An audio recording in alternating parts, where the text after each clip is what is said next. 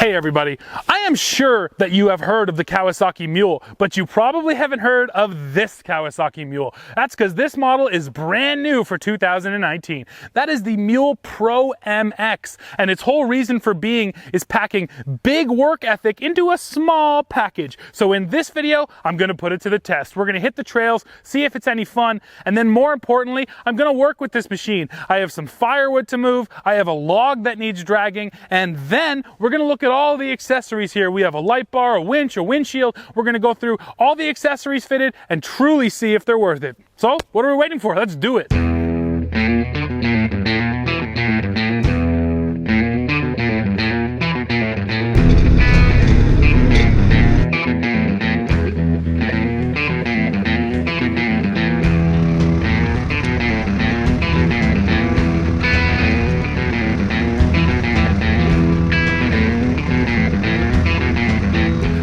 Let's talk about the engine. So this is a 695cc single cylinder 4-stroke, and this is definitely one of the things that makes this MX unique. All of those big full-size Mule models, they use 3-cylinder engines, but here in the MX we make do with just 1 cylinder. And you gotta love this engine access. Once you lift this bed up, you can really get in here. And this is actually a pretty small engine, so it looks like you got a lot of room to work. While we're on the topic of engine access, I might as well show you how this seat flips forward. So there's just one handle right in the middle, and that whole bottom flips forward, giving you access to a couple of things. So right down there, of course, is your battery. There's a dipstick, so you're able to check your oil. And then right there in the center, that is the breather box, so you can change out your filter. You also know that if you have water up to your butt, well, you're in too deep. And then over there on the passenger side, that's just simply a little storage bin, but I do appreciate that Kawasaki fits a little storage in there. Anytime you can have extra storage, it's always a good thing.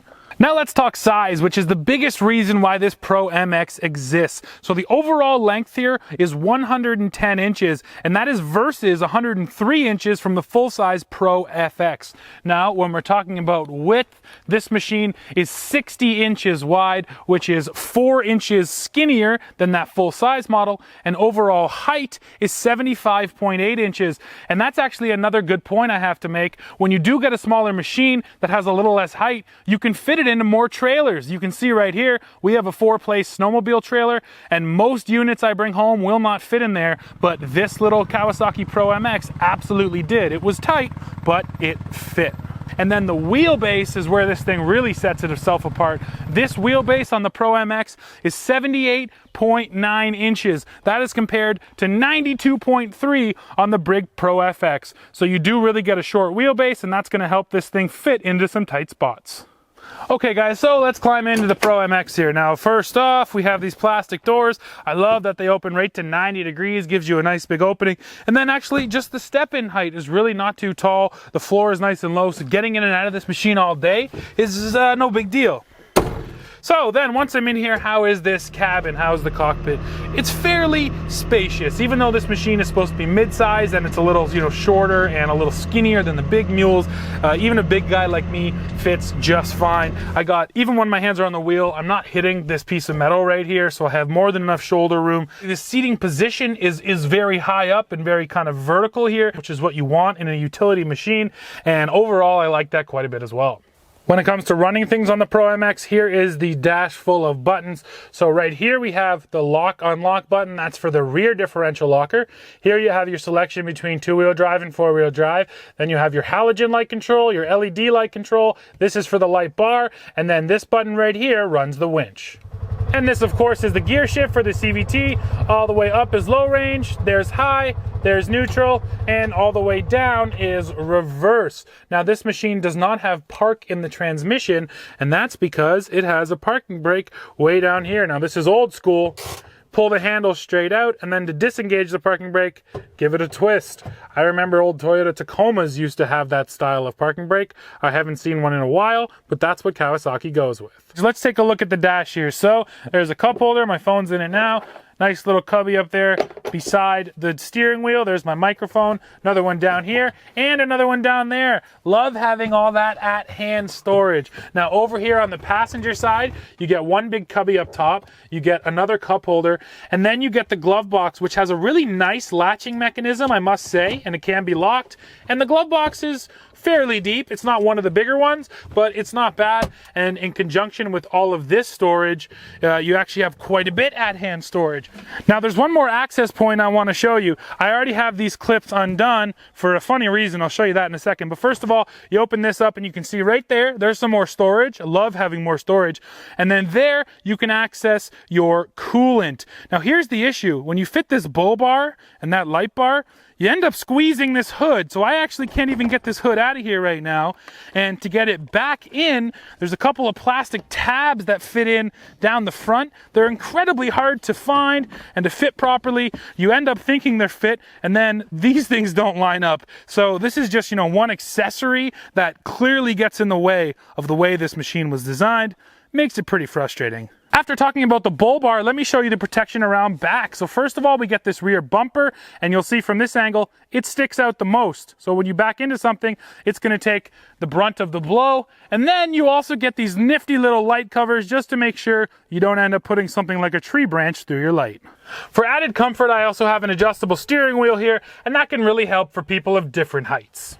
When it comes time to drive the Pro MX here, there's a couple things we have to talk about. So first of all, power from the engine. Kawasaki says this engine makes just a little over 40 pound-feet of torque. They don't publish a horsepower number, but it really is all about torque, and you can feel the gearing in this machine and how low it is. Off the line, plenty of power. Down low, plenty of power, and it really actually gets this really beefy feeling when you lay into it. It's actually sort of half throttle and above where things really start to fall off. So this engine is definitely a down low workhorse, and it doesn't have the top end to match.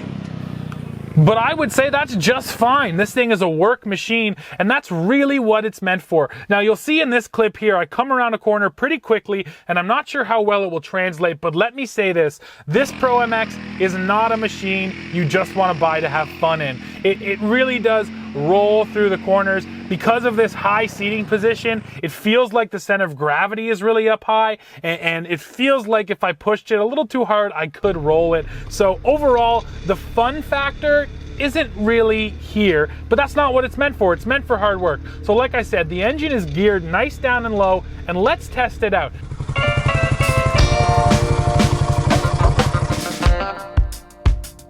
Okay, time to test the capacities in the real world. So for payload, this bed right here is rated for 700 pounds, while the tow rating on this mule is 1,500 pounds. And to put it to the test, I've got a whole load of firewood. So we gotta run this firewood over to my woodshed. Now we're not gonna hit those max capacities, but we're still gonna put this thing to the test with a pretty serious amount of weight. We'll see how the engine braking is, and we'll see how this little one cylinder handles with all that weight on. So let's get loaded.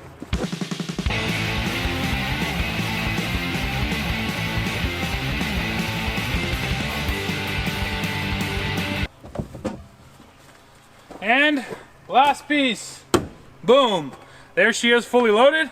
Now let's drag it down to the woodshed, see how she feels. The weight is loaded up here, and this test is all about engine braking, so I'm just gonna let it coast down this big hill and see what happens. So I have it in high.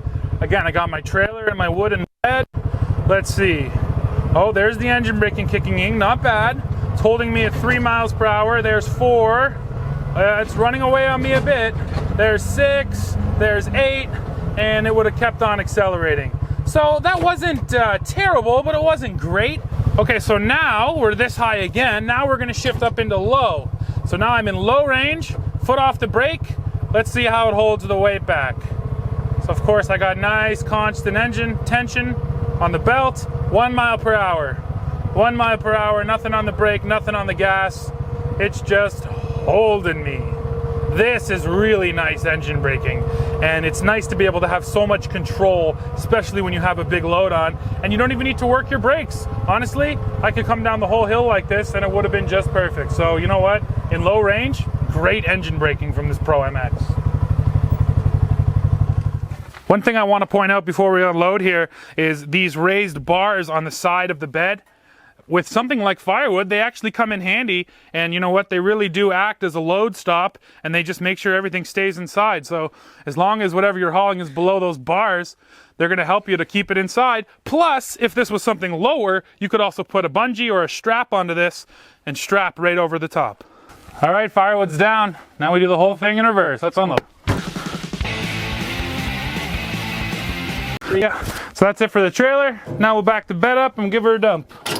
All right, so time to dump. So first of all, you got your tailgate. Got 2 latches on the back here.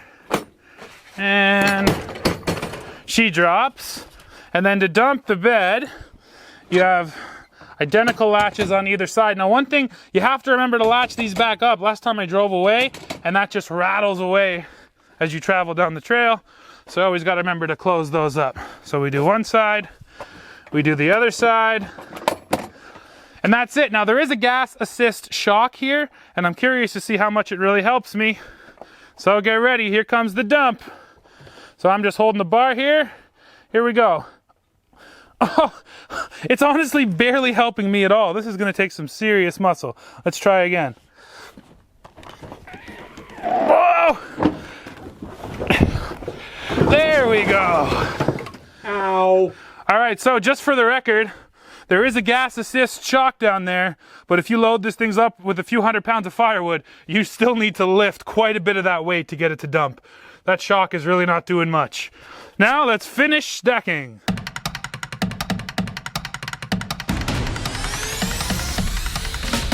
Yeah, boy.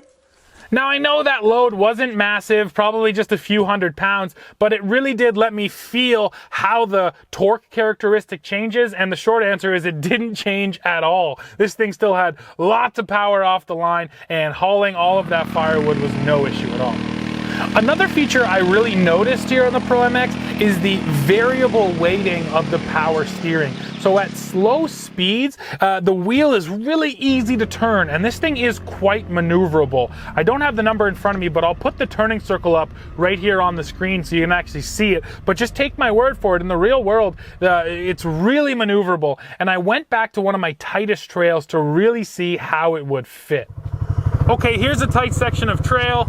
And let's see how this mule does. So right here I got a tree on my right side and a rock on my left, but I'm able to squeeze through, and then in order not to hook that rock back there, I can go way past and then turn.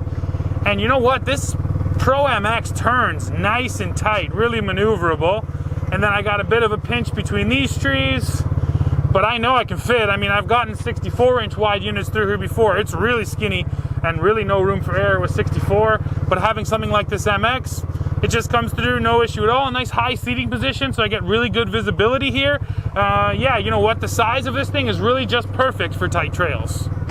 Guys, when I'm out here working with something like this Kawasaki Mule Pro MX, I love to have my tunes going, and that's why we are checking out these right here. This is what's called a commuter, made by a company called Cove. You can see it right on there, and I'll get this to focus. There it is. So this is the Cove commuter. It's a Bluetooth speaker, and what makes it truly unique is, sorry, not that end, is that end. That right there is an actual subwoofer, so you really get great bass out of this speaker. This end is a little touchscreen. You can swipe left and right to change your song, and then right down here, that's how you adjust your volume. So let's go ahead and turn this puppy on. Once you turn it on, it's automatically in Bluetooth mode, so it'll start searching. You can also see right there, there's 2 modes. You can have it in normal mode, or you can crank up the bass on it. So there it is, getting connected right there. We'll leave it right here. Now, of course, I have to play copyright-free music for you, so this is just a selection from the YouTube library, but take a listen. It goes seriously loud.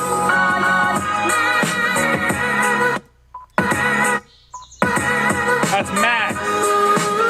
That's max volume. You can really feel the bass. It sounds good, feels good, rich sound. I'm outside right now. This thing can pump for a big party. I really like it.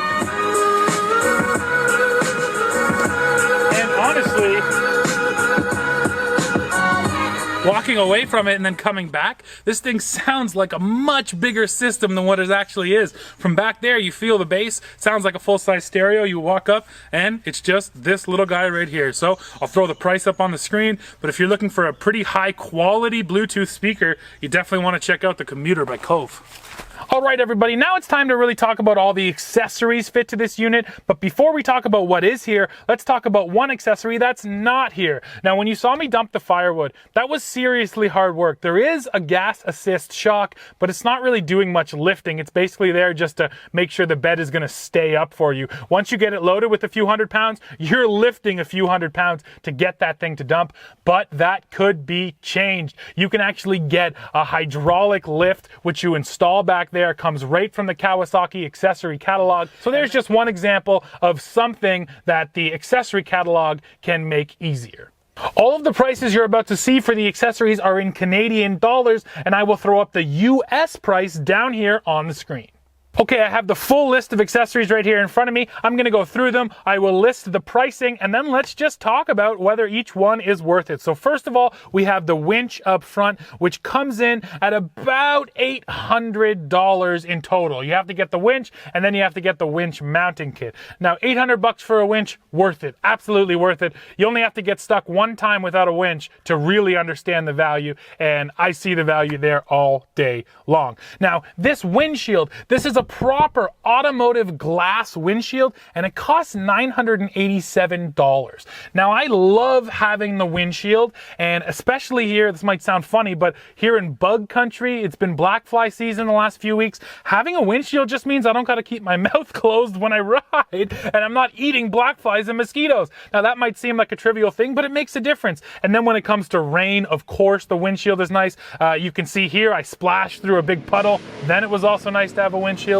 However, you can also get a poly windshield for just $700, a little more than $700. So sort of in my head, I'd get the poly. I'd get the polycarbonate windshield. I don't necessarily see the advantage to having proper glass. The poly windshield might not stay as clean as the glass, but it's going to do the exact same job. And in my books, $200 is important, so I'd rather save the money. Another smart feature on the windshield is a pair of vents, one on the driver's side, one on the passenger side. You can see it work right there. So if you're on the move and you don't want to get wet from the rain or something, but you want some air to come through, open up your vent and you got a breeze. Now, next up is the wiper up here, and this windshield wiper costs 320 bucks, which I know is a bit expensive, but I would also say it's worth it because when you're out for a ride, you want to go splash through puddles. You don't want to have to get out every time and wipe your windshield. That's really frustrating. So I'd say that's worth it. You can even get a sprayer here to actually spray windshield cleaner on your windshield, but that's another couple $100. I wouldn't get the sprayer, I'd get the wiper. Now, next up, the LED light bar. So our light bar up there, you have to get the brush bar that's on front of this unit to mount that specific light bar. So first of all, the brush bar, $281, and I would say that's worth it. I love having a brush bar because we're in some thick forest here. Sometimes I'm off the trails. I want to just push through a bunch of, branches, and I don't want to have to worry about the front end of my unit. So I appreciate that brush bar. And then if you get the bar, then you can get the LED light bar, and that light bar is going to sell for $246 plus an $83 harness. So, over 300 bucks. And once again, I'm gonna say worth it. And here's the thing about Kawasaki. The headlights are also LEDs. There's a set of halogens on the outside, LEDs on the inside, and then that LED light bar. And here's what I found with the LEDs on the Kawasaki's. They don't necessarily give you better distance, but the quality of LED light is incredible, and it's especially nice in the pitch blackness of night. It's just really nice light, and if you are doing some work out there, you'll appreciate having it. Then finally, the rear view mirror up here, 93 bucks, absolutely worth it all day long. I love having a mirror when you're riding in a group. It's good to see your buddies behind you. It's nice to be able to see what's in your bed. More mirrors is always a good thing. So yes, all day to a $93 mirror. So here comes the most important point. What about overall pricing? Well, the 2019 Mule Pro MX EPS, which is the basic model, starts at $14,699 here in Canada. South of the border in the United States, this unit starts at $11,999. Now, if you want one like you see here, this is the EPS LE. You're going to pay $15,299 here in Canada, and south of the border, this exact unit is worth $12,499. So first of all, for essentially $500 to bump up to the LE model, what are you getting? Well, really only two things. You're getting this black plastic Sunrider roof, and I do love having a roof. Once again, it's going to help you protect you from the rain, even from the sun, so I do like that. And then another part of the LE package are these alloy wheels, so you get, you know, a little bit more style out of this LE. So listen everybody, this Kawasaki Mule Pro MX, it packs a serious amount of torque into a small package. If you're looking for a side-by-side that can fit into tight spots, but you don't want to sacrifice any of that work ethic, you should look no further than the 2019 Kawasaki Mule Pro MX. So that's it for this review, guys. Make sure you head back to TFLoffroad.com to read the article, and then of course come right back here to the channel for the latest news, views, and real-world reviews. Now if you'll excuse me, I got a bit more mud to go play in. See ya!